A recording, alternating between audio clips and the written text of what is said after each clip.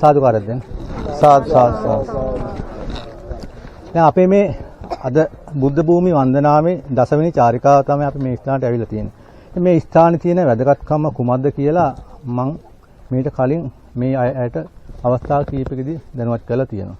ඒක බුද්ධ ඉතිහාසයේ විශේෂයෙන් බුදුන් වහන්සේගේ උප්පත්තිය සම්බන්ධ ඉතිහාස කතාව දිගහැරෙනකොට මේ විශේෂයෙන් මූලිකම වැදගත් වන ස්ථානය තමයි මේ අපේ මේ ගිරිහඬු සෑය.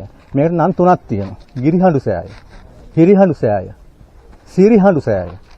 සිරි කියන්නේ බුදුන් වහන්සේට ඉස්සෙල්ලම ආමන්ත්‍රණය කරමු නම. සිරි කියලා කියන්නේ සෞභාග්‍ය කියන වචනේ තමයි. ගිරි කියන්නේ මේ කන්දක් මුල් නිසා ගිරිහඬු සෑය කියන. අපි හිරිගඩු පිපිනවා කියලා කියන්නේ. හඬු කියන්නේ මොනවද? කෙස් වලට. ඒතර මේ කෙස් කෙලින් ගෙනා කියලා මයි කෙලින් කියලා අපි කියන්නේ. ඒතර නම් තුනක් මේකට තියෙනවා. ඉතින් අපි නමුත් කටේ භාෂාව ලේසියට අපි ගිරිහඬු සෑය කියලා කියනවා. එතකොට මේ මොකද්ද මේ ගිරිහඬු සෑය කියන්නේ? මේ සිද්ධාර්ථ කුමාර බුදු වෙලා ඊට පස්සේ පළමු තමාගේ කේශ ධාතු කාටද දෙන්නේ? තපසු බල්ලුකට. තපසු බල්ලුකට මේ කේශ ධාතු ලබා දෙන්නේ අපි දන්න විදිහට ඕගොල්ලෝ මේ අපේ මේ කට්ටිය දන්න අය ගත්තයින් පස්සේ මේක හිරිවඩුන්නේට තමයි මේක. ඒතර හිරිවඩුන්න ගත්තයින් පස්සේ එතෙන් තියෙනවා නම් කීපයක් තියෙනවා. සිරිවඩුන්න, ඊට පස්සේ උඩංගාව, බුදුන් උන්නේ ගම, මහමුනියා කෝරළේ කියලා නම් ටිකක් තියෙනවා. ඔය මහමුනියා කෝරළේ හරහා අපේ සිදුවත් කුමරුතර බුදු වුණායින් පස්සේ යනකොට තමයි මේ තපස්සු බල්ලුක මේ වෙළඳ කට්ටිය දෙබෑයෙක් කියලා තියෙනවා. ඒ දෙන්නෙක් ඉන්න. නමුත් ඒකේ විශාල පිරිසක් එනවා. එනකොට ඔය ගඟ දිගේ තමයි මේ පැත්තෙන් එන්නේ. ඊට පස්සේ බුදුන් වහන්සේ හමු වෙන්නේ. ඒතර බුදුන් වහන්සේට තපස්සු බල්ලුක පූජා කරන යම් දෙයක්. මොනවද ඒ පූජා කරන්නේ? විලඳ මීපැණි පූජා කරායින් පස්සේ ඒ වෙනුවට තපස්සු බල්ලුක බුදුන් වහන්සේගෙන් ඉල්ලනවා අපිට පූජා කරන්න මොනවද දෙන්නේ. ඊට පස්සේ තමයි ඔළුවට ගාලා කේශ ධාතු ටික දෙන්නේ. ඊට පස්සේ ඒක අරගෙන එනවා මෙහෙ. ඒක අරන් එනවා තමන්ගේ කොහරද කේශ ධාතු අරන් එන්නේ? තමන්ගේ ප්‍රදේශයට. දැන් අපිට කවුරක්ම හරි පරිත්‍යාගයක් දුන්නායින් පස්සේ ඒක අරන් එන්නේ අපේ ගෙදරටනේ. නැත්නම් අපේ ගමටනේ අරන්. ඒකනේ සාමාන්‍ය සීරිත ක්‍රමවේදය. මෙහෙම අරන් එන්නේ. එතකොට මේ සිදුවීම සිදුුනේ කොහේද? මේක ඉන්දියාවේ පය සිදු වෙන්න ඕනේ. ඔන්න ප්‍රශ්නේ මම පැන නගින්න තැන. එතකොට මේ තපස්සු බල්ලුක හමු වෙන්නේ ඉන්දියාවේ රාජ්ගීරවල. රාජ්ගීරවල ඉන්දියාවේ දඹදිව ওই බුද්ධ ගයාවට ගිහපුවාම මෙතන ඉන්නව නේද? ඉන්නව නේද? රාජ්ගීරවල ඉඳලා බුදුහාමුදුරුවෝ එනකොට එතකොට තපස්සු බල්ලුක හම්බ වෙන්නේ කොහෙද? හම්බ වෙනවනේ ඉන්දියාවේද? ඉන්දියාවේ හම්බෙච්ච තපස්සු බල්ලුක මේ ටික අරන් කොහටද එන්න ඕන? ලංකාවට. તો ඉන්දියාවේ රාජ්ගීරවල ඉඳලා ගත්තයින් පස්සේ ලංකාවට කිලෝමීටර් 2700ක් තියෙනවා. 2700ක් මේ තපස්සු බල්ලුක කරත්තවලේ මේ හරක් බැඳගෙන මූද ඊතර කරන්න එනවා කියන එක ඔන්න මිත්‍යාව එළි වෙනවා. ඔන්න කවුරුත් තේරුම් ගන්න අපේ බුද්ධ ඉතිහාසයේ හෙළ ඉතිහාසය ගත්තයින් පස්සේ බුදුන් වහන්සේගේ බුද්ධ ඉතිහාසයේ ලංකාවේ බව බුද්ධ දේශයේ බව හෙළි වෙන පළවෙනි ස්ථානය. ඊගාට කතන්දරයක් කියනවා පල්ලේ හාමුදුරුවෝ කිව්වා ලංකාවේනේ ලෝකේ පළවෙනි චෛත්‍ය මේකලු. එහෙම වෙන්න බෑනේ. පළවෙනි චෛත්‍ය මේක නම් බුදුහාමුදුරු ඉන්දියාවේ ඉපදුනා නම් ඒතර මේ චෛත්‍ය හදන්න නම් මේ වටේට බලන්න මේ කළුගල් හදන්න මේ දැනුමක් තියෙන මිනිස්සු මේ හිඳලා තියෙන්න එපා. ඒ මිනිස්සුන් මොනවටද මේ බුදුහාමුදුරුන් මේ තම්පත් කළා මේව හදන්නේ. විශේෂත්වයක්. ඔය දැනුම කොයි මිනිස්සුන්ට? විමර්ශන බුද්ධියෙන් බලන්නේ. මේ කළුගල් හදනවා මේක දවසින් දෙකකින් කරන්න පුළුවන් නේ.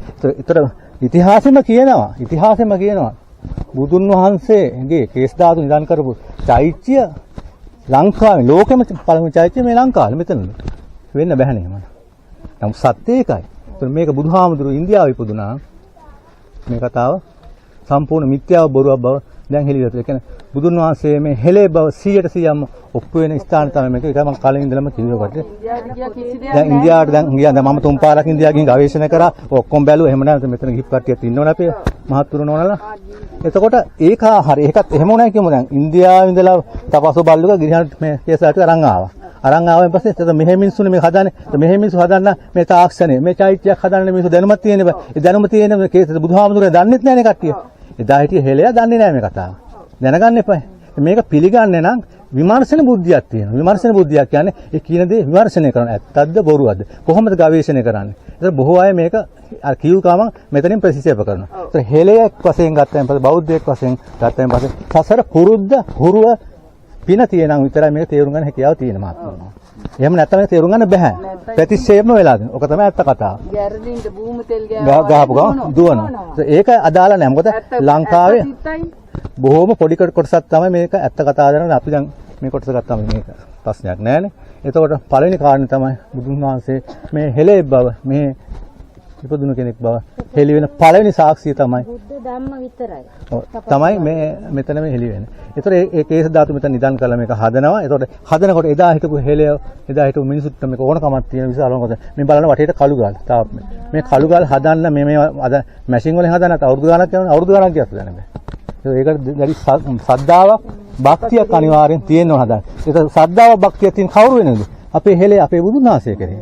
නේ? ඉන්දියාවේ බුදු කෙනෙක් කෙනේ මේගොල්ලෝ දන්නේ නැහනේ. ඒක අනිත් එක මේ ශ්‍රී ලංකාව. ඒ ශ්‍රී කියන එකනේ ශ්‍රී කරේ. ශ්‍රී කියන්නේ සෞභාග්‍ය බුදුහාමුදුරුවෝ කියන නමක්නේ.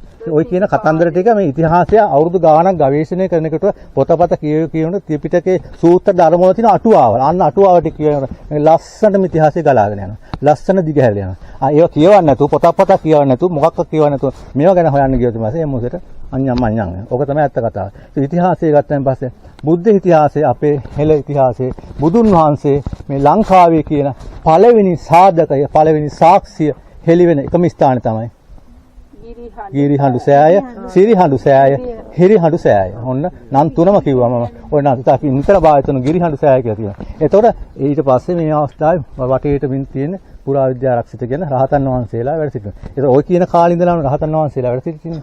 ඒක කිස්තුපූර 6 වෙනි සියවසේ ගත්තයින් පස්සේ බුදුන් වහන්සේගේ පළවෙනි ධාතු, ඒ කියන්නේ ජීවමාන බුදුන් වහන්සේ ජීවත් වෙනවා. එන්වහන්සේ ජීවමාන ඉද්දි තමයි මේ චෛත්‍ය නිර්මාණය කරන්නේ. මේක චෛත්‍ය නිර්මාණය පොතේ තියෙන මාස 7ක් ඇතුළත මේ චෛත්‍ය හදනවා කියලා කියනවා. ඉතිහාස පොත්වල තියෙන මාස 7ක් ඇතුළත. ඕක තමයි ඇත්ත කතාව.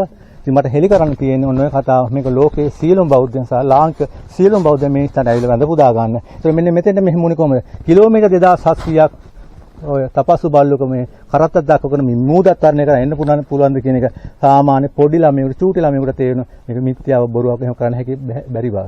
අතොර ඔය මිනිස්සුන්ට හිතන්නත් පුළුවන් දැන් කේස් කපපු කඩුව. ඔව් ඒ වෙනම තියෙනවා. ඔය ටික එහෙම තියෙනවා. අපි ඒවා කතා නොකර අපි දැන් උඩ ගිහිල්ලා මේ ටිකෙන් විතරක් නේ අපි කරෙන් දැන් හදන්නේ බෑ.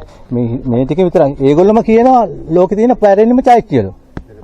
ඒතර බුදුහාමුදුරුවෝ එහෙ ඉපදුනා නම් ඒතර එහෙ හිටියන මෙහෙ තියනවා නේ ඒ කේස ටික දෙන්න නැහනේ දුව දැනට උනත් දෙනවා නම් දෙන්නේ ඔය ටිකනේ හරි ඔන්න ඔය ටික තමයි මට හෙලි කරන්න ඕනකම තියෙනවා ඒතර කෙනෙකුට ඇවිල්ලා විමර්ශන බුද්ධියෙන් බලන්න අන තර්කානුකූලව බලන්න ඒතර මේක ඇත්තද බොරුද කියලා තමන්ගේ බුද්ධියට සහ ප්‍රඥාවට තමයි ගෝචර වෙන්නේ අන ගෝචර වෙන සසර පුරුද්ද හුරුව පෙරපින කුසලයේ තියෙනවා විතරයි නැති කෙනෙකුට මේක නිකම්ම ගල් සායක් විතරයි අර ඇස් දෙකෙන් බලන්න ආවා දැන් ඔය එන කට්ටිය පේනවා දැන් කොතර ප්‍රමාණයක් මේ ලෝකෙ දෙයක් දන්නේ නැහැනේ. මේ ලෝකෙ දෙයක් දන්නේ නැහැ. බැලුවා කවුද හදාගන්නේ මොකක් හේතු නිසාද මේ ඇත්තට මෙහෙම චෛත්‍යද අඩුම ගන්න දන්නවනේ. ලංකාවේ පැරණිම චෛත්‍යය මෙතන එනකොට පැරණිම චෛත්‍යය මෙතන නම් එන කල්පනා වෙනවා. හිතන්න දැන් බුදුහාමුදුරුවෝ ඔගේ කාලෙම චෛත්‍ය ඉදිරිය තියෙනවා. දැන් බුදුහාමුදුරුවෝ ඉන්දියාවේනේ. එහෙම හිතන්න තේරුම් මේ බෞද්ධයෝ නේ. මිත්‍යාව බොරුවක් වගේ දුන්නත් හොයන්න. ඇයි අපිට වහලා තියෙනවනේ මිහිඳු මහරහතන් වහන්සේගෙන් පස්සේ තමයි මේ ගෝල. ඒක තමයි ඉතින් මහා වංශයේ ඔය වගේ බොරුවක් නිසානේ. මහා වංශයේ ඔය බොරු කතාව නිසා තමයි මේ මොකක්ද වෙන්නේ. ඉතින් අට මේ මිහිඳු මහරහතන් වහන්සේගේ කතාව වෙන්නේ. ඔව් දැන් අපේ මේ පළවෙනි දෙවෙනි සියවස් වල මේ නටඹුන් කොහෙන්ද? කවුද හැදුවේ? ඒක තර්ක කරන්න එපා. ආයකට විමර්ශන බුද්ධිය, විචාර බුද්ධියක් එක තියෙන. ඒක නැතුව අපිට මේක කරන්න ගියොත් ඉතිහාස පොතක් කියවන්න. මේ ලෝකෙ දෙයක් දන්නේ නැතුව නිකන් ආවට බැලුවා ගියා. එහෙම හරියන මේක බලන්න කොහොමද වෙන්නේ කියලා. ඒ ඉතිහාස අර පල්ලෙහාම හාමුදුරුවෝ කියන ලෝකේ පරිණිම චෛත්‍යවල. කාගේද? බුදුහාමුදුරුවන්ගේ කේස් ධාතුල. ඒක ඉන්දියාවේ පැති තියෙන. 2700 ගණන් තියෙන ලංකාව. හරි අපි නම් මේ ටික බලලා යමු අපි.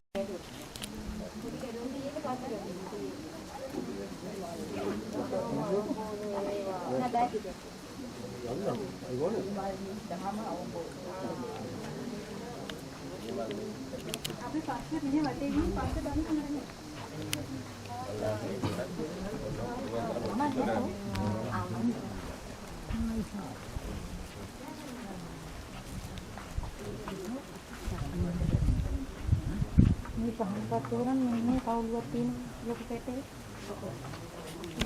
දැන් අපි ඇවිල්ලා ඉන්නේ ගිරිහඬු සෑය. දැන් මේ ගිරිහඬු සෑයේ අර මුල් චෛත්‍යය තමයි කවුරුත් ලංකාවේ සියලුම බෞද්ධයෝ බලන්න ආවේ. නමුත් මෙතෙන්ට ඇවිල්ලා තියෙන්නේ මේ අපේ කණ්ඩායම විතරයිනේ. දැන් 100 ගාණක් දහස් ගාණකට වැඩි උඩට බලනවා පල්ලෙහාට යනවා. බලනවා පල්ලෙහාට යනවා. මේක තමයි තපස්සු බල්ලුගේ රජමාලිගාවල් ඇතුළේ තිබිච්ච ඒ සමාගයේ තපස්සු බල්ලුව කියන අද ඉන්න මහා පරිමාණ ව්‍යාපාරිකයෝ. ඩග්ගසින මහත්තයා හිතන්නකෝ. ඒ වගේ ව්‍යාපාරිකයෝ, වෙළඳ ව්‍යාපාරිකයෝ. එදා හිටපො. ඒගොල්ලන්ගේ ආරාම්‍ය සංකීර්ණ ගෙවල් දොරවල් ටික තමයි මේ ඔක්කොම තියෙන්නේ. වටේටම තියෙන ගෙවල්. මේව බලන්න කිසි කෙනෙක් එන්නේ නැහැ. දැන් ඔයගොල්ලන්ට පේනවනේ මේ පැරණි මේ ඔක්කොම හදපු මාලිගාවල් ටික. එහා පැත්තෙත් එහෙම එහා පැත්ත දිගටම තියෙනවා. මෙන්න මේවා තමයි ඇවිල්ලා බලන්න කියන්නේ. තපස්සු බල්ලුක දෙන්න දෙගොල්ලන්ගේ මේ නිවාස සංකීර්ණ. නිවාස සංකීර්ණ ඒ ටික තමයි මේ තියෙන්නේ. මේ හදලා නැහැ. මෙතෙන්ට කිසිම බෞද්ධයෙක් ලංකාවේ කිසිම බෞද්ධයෙක් නැහැ. දැන් අද කවුරක් අත්තාම මේ අපේ කණ්ඩායම විතරයි. මොකද අතරින් හැරිලා ඒ පැත්තට. ඒතර මේවා දන්නව නම් එන්න එපා මිනිස්සු. දන්නේ නැහැ. කියන්න කෙනෙකුත් නැහැ. ඒ නිසා අපි මෙතෙන් එකගෙන ආවේ ඔයගොල්ලෝ පෙන්නන්න. මොකද අපේ කට්ටිය නිසා මේ අපේ හෙළෙව නිසා මෙතන මේ ඒගොල්ලන්ට කිය ප්‍රශ්නයක් නැහැ. නමුත් වටේටම තියෙන්නේ ඒ තපස්සු බල්ලු පරම්පරාවට අයිති ඒගොල්ලෝ සහ ඒගොල්ලන්ගේ ආරාම සංකීර්ණ. ඊට පස්සේ පසු කාලෙක අරිතුන් වහන්සේලා රහතන් වහන්සේලා මේකේ වැඩ වාසය කරලා තියෙනවා. ඒගොල්ලෝ පූජා කරලා තියෙනවා. ඒගොල්ලෝ මේ වාසය කරලා තියෙනවා. මම ඒ කාලේ හෙළයන් ධර්මයේ ශ්‍රවණය කරලා තියෙනවා. ඒ සංකීර්ණ තමයි මෙතන කවුරක් එන්නේ. නමුත් මේක තමයි වැදගත්ම ස්ථානේ මේකේ මෙතන තහවුරු කරන්න තිබිච්ච ආරාම සංකීර්ණ නැත්නම් මේ පුරාවිද්‍යා රක්ෂිතයක් කියලා තමයි කියන්නේ. මේක මේ වහලක් කලින් වහලක් තිබිලා තියෙන්නේ. මේ වගේ 3ක්ද 4ක්ද තියෙන පල්ලෙහාට. මේ පාර පැරණි පාර. අරගෙන අපි ඉස්සර යන්නේ. 6ක් විතර තියෙන. තව තියෙන පල්ලෙහාට. ඒතකොට 6ක් තියෙනවා කියන්නේ ඒක හිතා ගන්න පුළුවන් මෙතන මාලිගාව කොහොමද තියෙනවද? මේ කලු ගන්න. එයා මේ වයිලා මේ වෙන ගාලා මොනවා හරි. ගාලා නේ මේ කලුගා ඒ පාට ගෙන්නේ. නෑ ඔබ ගල තමයි තියෙන්නේ. කලුගා.